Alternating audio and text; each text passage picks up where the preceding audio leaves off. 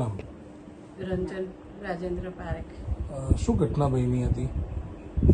કાલે બપોરે 12:30 વાગ્યાના ટાઈમે કામવાળી બાઈ કચરા પોતું કરતી હતી ઘરમાં, એટલે દરવાજો લોક નહીં કરેલો હતો, આમાં જ બંધ કરેલો હતો.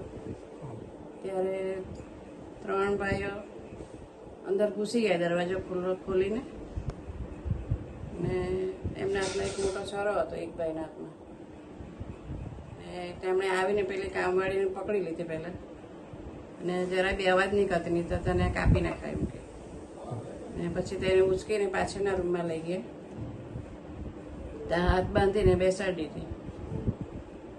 પછી શું થયું? પછી હું બાથરૂમમાં હતી, એટલે પછી એક ભાઈ બાથરૂમ પાસે ઊભો રહ્યો હાથમાં છોરો લઈને, ને મારો દરવાજો ખોલવાનો અવાજ આવ્યો એટલે એ સીધો બાથરૂમમાં આવી ગયો. ને મને એકદમ ખૂણામાં દબાઈને મારું મોઢું નાક બધું દબાવી દીધું એક હાથે, ને એક હાથમાં છરો હતો તે ગળા પર મૂકેલો, જેમ કે તમે જે કે પહેરેલું હોય તે આપી દેવું બધું.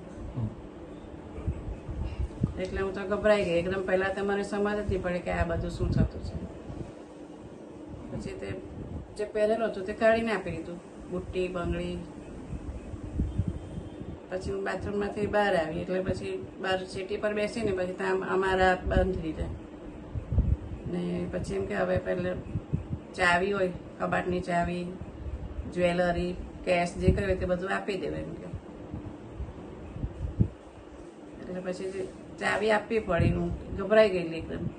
ને એ લોકો 3 જણા, અમે એકલા જ, હું ને કામવાળી. એટલે પછી ચાવી આપી દીધી. એણે બધું કબાટ ખોલીને અંદરથી બધું કાઢી લીધું, કેશ હતા 60-70 હજાર જેવા. હવે ચોક્કસ તો કંઈ ગણતરી નહીં હોય,